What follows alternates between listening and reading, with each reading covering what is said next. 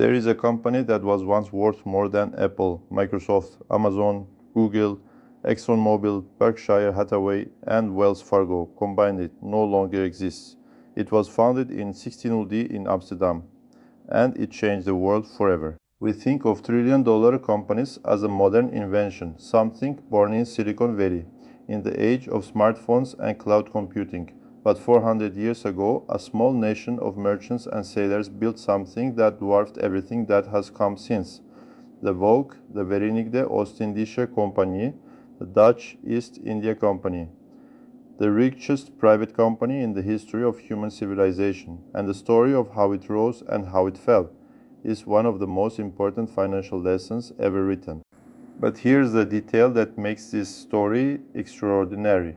The VOC didn't just trade goods, it invented the modern financial system. The stock market, shareholder dividends, corporate bonds. All of it invented by one company in one city, in the early 1600s. In 1260, the Dutch government faced a problem. Trading with Asia was enormously profitable. Spices from Indonesia were worth their weight in gold in European markets, but the voyages were also enormously risky. Ships sank, crews died, pirates attacked, storms destroyed entire fleets. No single merchant could afford to fund an expedition alone. So the Dutch did something no one had ever done before.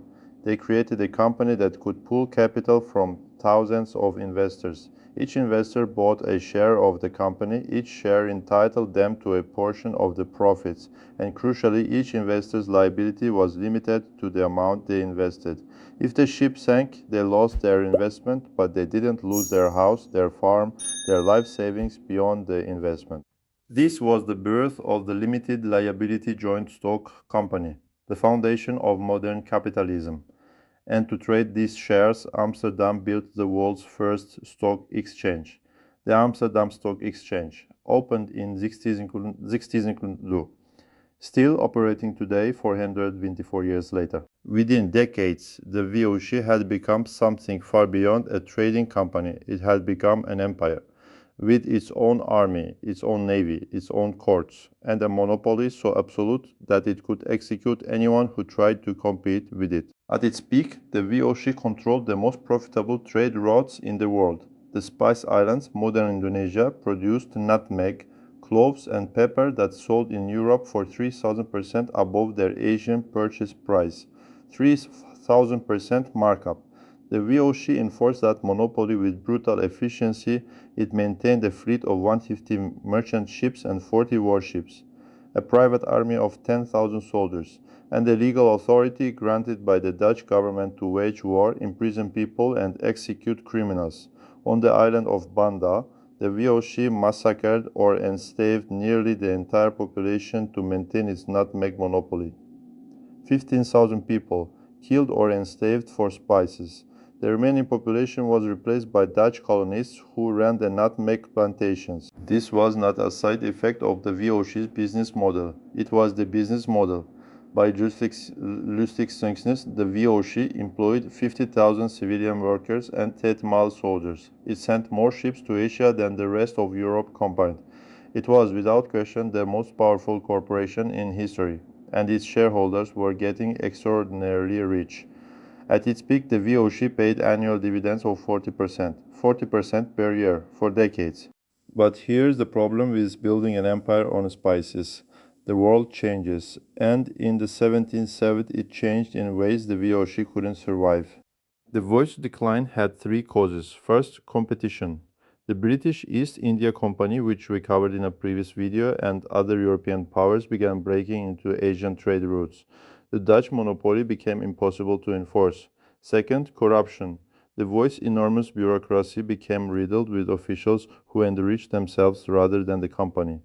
Goods were stolen, accounts were falsified. By the mid-1700s, the corruption was systemic and unstoppable. Third, debt. To maintain its military empire and fight off competitors, the voice borrowed massively. By the voice 17 had zeros, it owed 134 million guilders, more than it could ever repay. Sound familiar? The greatest corporation in history brought down by the same forces that destroy every empire: overreach, corruption, debt. On December 30th, 1990, the VOC's charter expired. The Dutch government chose not to renew it. The company that had once been worth $7.19 trillion was dissolved overnight. Its debts, 13 million guilders, were assumed by the Dutch state. The shareholders received nothing. 170 years of history ended with an accounting entry. The Voss legacy is extraordinary and contradictory. It gave the world the stock market, the modern corporation, and the concept of shareholder capitalism. It also gave the world colonial exploitation, monopoly violence, and the blueprint for corporate empire.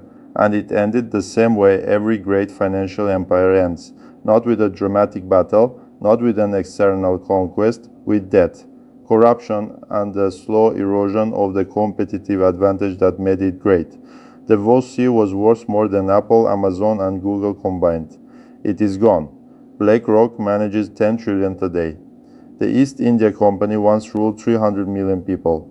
Every empire, corporate or governmental, believes it has found a permanent formula for power. The Vosi believed that too, for 197 years. Subscribe to Empire Collapse because the richest company in history still couldn't survive the forces that bring every empire down.